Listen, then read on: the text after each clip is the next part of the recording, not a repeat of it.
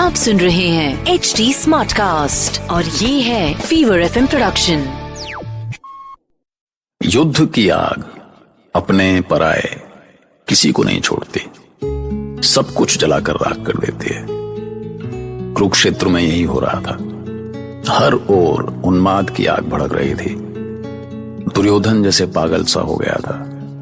भीष्म उसकी सेना के कमांडर जरूर थे, लेकिन दुर्योधन को उन पर भरोसा नहीं था। उनकी हर एक एक्टिविटी और एक्शन पर उसकी नजर थी, जबकि भीम का पहला निशाना दुर्योधन ही था। वो उन्मत्त हाथी सा उसकी ओर बढ़ ही रहा था कि दुर्योधन के भाई उस पर टूट पड़े।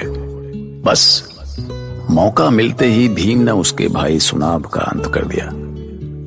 इस युद्ध में भीम बुरी तरह जख्मी हुआ, लेकिन उसने दुर्योधन के 7 भाइयों को मार गिराया। मैं महाभारत के उस युद्ध का साक्षी रहा हूं। मैं आकाश हूं, मेरी नजर से कुछ नहीं छिपता। मोहब्बत, जंग, कुछ नहीं। मैंने देखा है कि दुर्योधन अपने भाइयों की मौत से कैसा पागल सा हो गया था।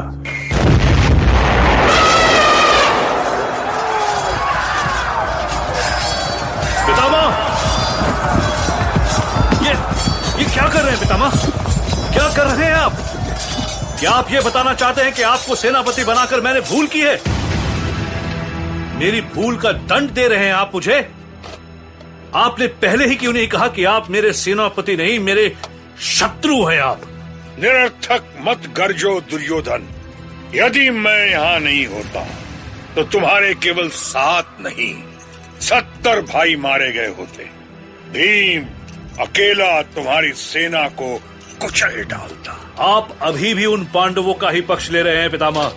क्या इसीलिए हमने आपको सेनापति बनाया, आपको सम्मान दिया? प्रलाप मत करो दुर्योधन, प्रलाप मत करो। मैं तुम्हारे सम्मान का भूखा नहीं हूँ।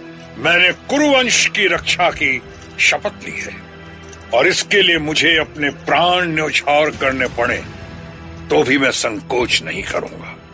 तो फिर मेरे भाई क्यों मारे जा रहे हैं पितामह? भीम एक एक करके उनका वध कैसे किए जा रहा है?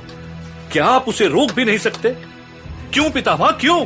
तुम मुझे कभी नहीं समझ सकोगे दुर्योधन, कभी नहीं। तो आप ही मुझे समझा दीजिए ना पितामह कि हमारी इतनी विशाल सेना पर मुट्ठी भर पांडव सेना क्यों भारी पड़ रही है, और बताइए मुझे कि मैं क्या करूं? शत्रु के आक्रमण का उत्तर दूं या अपने भाइयों का शोक करूं? मैं युद्ध में कोई मारता है तो कोई मरता भी है दुर्योधन।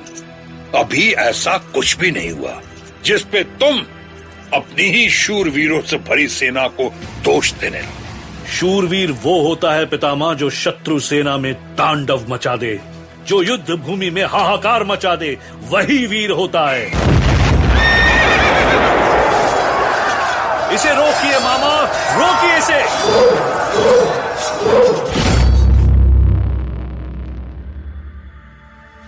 वो कौन है संजय? पांडवों में इतना शक्तिशाली कौन है? हाथी पर सवार कौरव सेना को चीरता हुआ ये इरावन है महाराज, उलूपी का पुत्र इरावन। ऐसी भयानक बाण वर्षा, हे ईश्वर, एक ही वार में शवों से धरती ढक गई है। वो शकुनी मामा शकुनी ने इरावन के हाथी के पैरों में बाण चलाया। ये हाथी गिर गया, पर इरावन हाथी से कूद गया महाराज। वो भागता हुआ बाणों की वर्षा कर रहा है महाराज, और कौरव सेना ने उसे घेर लिया। क्या हुआ संजय? इरावन मारा गया वो? हाँ महाराज, पर अब घटोत्कच अपनी सेना के साथ कौरव सेना में घुस गया है। ये 4 सैनिक, उसने 4 सैनिकों को एक साथ उठा लिया है, और उसने चारों को एक साथ भूमि पर दे मारा। घटोत्कच को कोई पकड़ नहीं पा रहा है महाराज।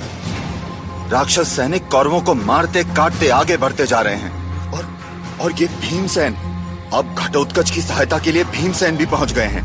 अपनी विशाल गदा को घुमाते हुए उन्होंने कौरव सेना में भगदड़ मचा दी है महाराज।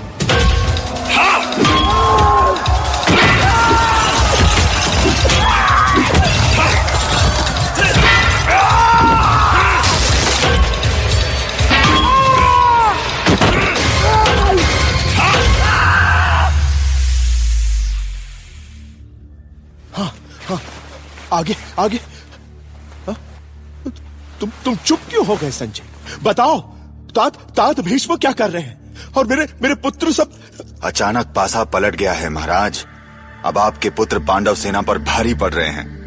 पितामह ने भयंकर व्यू रचा है। पांडव इसे तोड़ने की कोशिश में हैं, पर कौरव महारथी पांडवों पर टूट पड़े हैं। अर्जुन के प्रहार भी लगातार खाली जा रहे हैं। पांडवों के कितने सैनिक मारे गए संजय? मेरे वीर पुत्रों ने कितने वध किए? गिनती करना कठिन है महाराज। पांडव दल में हाहाकार मचा हुआ है। अरे ये क्या? श्री कृष्ण ने स्वयं सुदर्शन चक्र उठा लिया। क्या देख रहे हो पार्थ? अपनी सेना का संहार?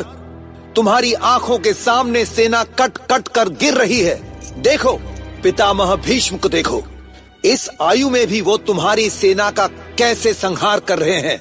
मैं अभी पितामह का सामना करता हूं। ठहरो पार्थ, तुमसे नहीं होगा। श्री कृष्ण अपनी प्रतिज्ञा भूल गए महाराज। वे सुदर्शन चक्र लिए रथ से कूद पड़े हैं। उन्हें सामने देख कौरव सेना में हाहाकार मच गया है। हे ईश्वर, स्वयं श्री कृष्ण! क्या हुआ संजय? कृष्ण क्या कर रहे हैं अब? कृष्ण चक्र उठाकर पितामह का पीछा कर रहे हैं महाराज। उनका ये रूप देखकर युद्ध भूमि में जैसे सन्नाटा छा गया है। अर्जुन भी रथ से कूद गए हैं। केशव, रुकिए केशव, ये क्या कर रहे हैं? आप मेरा अपमान कर रहे हैं। छोड़ो अर्जुन, छोड़ो मुझे। नहीं वासुदेव, मेरे कारण आप अपना प्रण नहीं तोड़ सकते वासुदेव। देखो दुर्योधन, देखो, मेरे पराक्रम से स्वयं कृष्ण भी विचलित होकर अपना संकल्प भूल गए। आपने तो एक ही क्षण में सहस्त्रों पांडव सैनिकों को धराशायी कर दिया पितामह। आपके सामने तो अर्जुन भी नतमस्तक हो गया है। किंतु अर्जुन ने कृष्ण को रोक लिया है।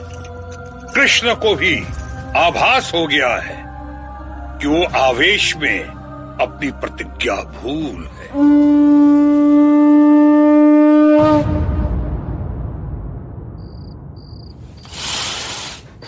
वासुदेव, युधिष्ठिर, अर्जुन, तुम सब यहां?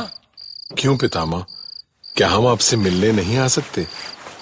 वासुदेव की इच्छा हुई कि आप कौरवों के लिए लड़ रहे हैं पितामह। इसका अर्थ ये नहीं कि पांडव आपको शत्रु मान बैठे हैं। दुखद है।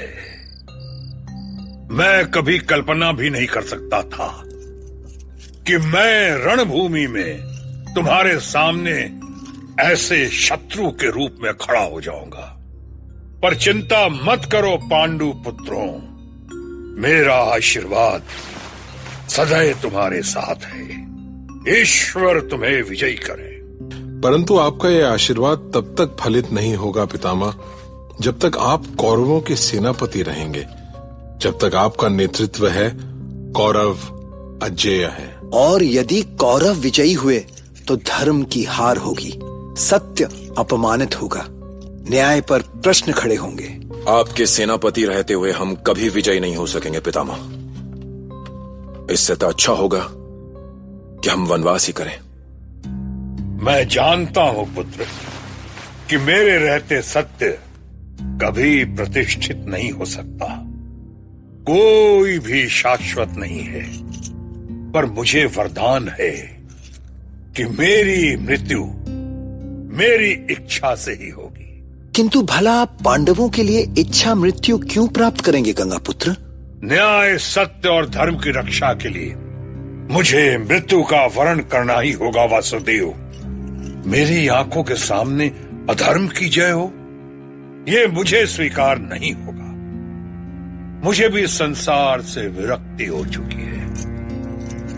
पिछले 9 दिनों के युद्ध में पांडवों की इतनी हानि हुई है कि मैं लज्जित हो गया हूं। मेरे कारण अर्जुन ने दिव्यास्त्रों का प्रयोग नहीं किया और पांडव मेरे प्रहार सहते रहे। बस अब मैं और जीवित नहीं रहना चाहता। बस ईश्वर के लिए ऐसा ना कहें पितामह। आपका जीवन हमारी विजय से बढ़कर है। धर्मराज, मैं जानता हूं पुत्र कि तुम मुझे ईश्वर जैसा सम्मान देते हो, पर भावुकता में रणनीतिक निर्णय नहीं लिए जाते। मैं जो कहता हूं ध्यान से सुनो। तुम्हारी सेना में एक योद्धा है, द्रुपद पुत्र शिखंडी। वो शिखंडनी के रूप में जन्मी थी, पर तपस्या और साधना से पुरुष बन गई। उसका जन्म मेरे वध के लिए ही हुआ है, और मेरे लिए वो अभी भी स्त्री ही है। इसलिए मैं उस पे शस्त्र नहीं उठा सकता। शेष निर्णय तुम स्वयं ले सकते हो। भीष्म शस्त्र उठाए या नहीं, उनका वध मेरे कारण ही होगा। ये इस शिखंडी की प्रतिज्ञा है। गंगा पुत्र के वध के लिए ही मैंने वर्षों साधना की, अपना तन गलाया, आत्मा जलाई, जिसके बाद साक्षात महादेव की कृपा से मुझे मेरा ये रूप मिला है, केवल इसीलिए कि अपनी प्रतिज्ञा पूरी कर सकूं। मैं जानता हूं शिखंडी, तुम्हारे प्रतिशोध की कथा जन्म जन्मांतर की है, पर इस समय हम अंबा की पीड़ा या उस घटना का स्मरण नहीं करना चाहते। अभी हमें युद्ध की रणनीति पर विचार करना है। तो कहिए केशव, क्या आदेश है मेरे लिए? साक्षात भीष्म का सामना। तुम्हें गंगा पुत्र को ललकारना है। आपकी जय हो वासुदेव, जय हो आपकी। आप धर्म के स्तंभ हैं। आपने पांचाली की लाज रखी, रुक्मणी को नया जीवन दिया, कंस, जरासंध और शिशुपाल जैसे अत्याचारियों का नाश किया, और आज आप मेरी जन्म जन्मांतर की पीड़ा हरने जा रहे हैं। आज के बाद मैं रहूं या ना रहूं, मुझे हर जन्म में आपके चरणों में स्थान मिले। आज मैं स्त्री जाति पर अत्याचार करने वाले हर उस अत्याचारी को उत्तर दूंगा जो समझता है कि वो अजय है।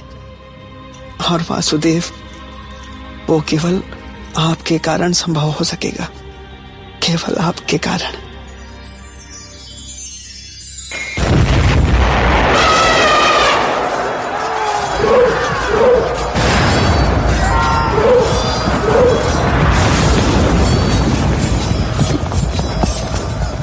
महाबली भीष्म, देखो, आज मैं एक बार फिर से तुम्हारे सामने हूं, तुम्हें तुम्हारे अहंकार का उत्तर देने के लिए, और इस बार विजय मेरी होगी।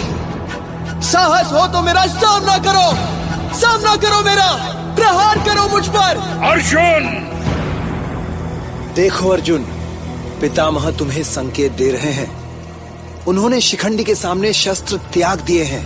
किंतु केशव, शिखंडी स्वयं उन पर प्रहार कर सकता है। किस भुलावे में हो तुम पार्थ? शिखंडी के प्रहारों से गांगेय भीष्म का बाल भी बाका नहीं हो सकता। देखो देखो, उसके प्रहार निरर्थक हो रहे हैं। उठाओ अपना गांडीव उठाओ पार्थ।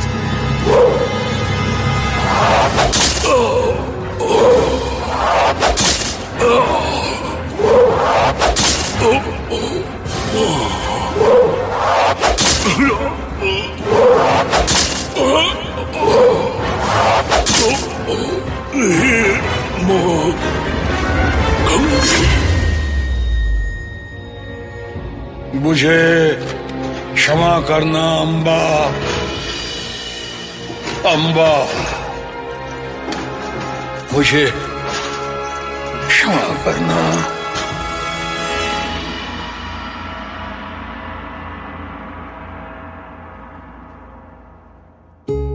तो भाई साहब, आखिरकार महाबली भीष्म का शरीर अर्जुन के बाणों से इतना बिंध गया कि वो धरती पर गिर पड़े। तीरों से बिंधा उनका शरीर उन तीरों के ही बिस्तर पर लेट सा गया। इस तरह एक युग का अंत हो गया। पर अभी महाभारत जारी है। सुनते रहिए महाभारत।